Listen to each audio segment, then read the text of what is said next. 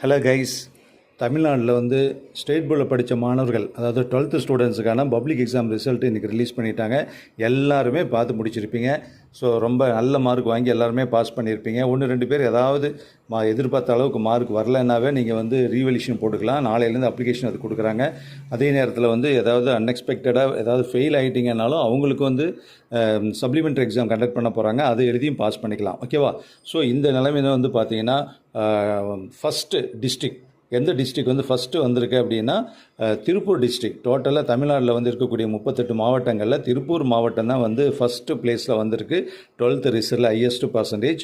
இதில் வந்து திருப்பூரை சேர்ந்தவன் அப்படிங்கிற முறையில் வந்து எனக்கு ரொம்ப ரொம்ப ஹாப்பி.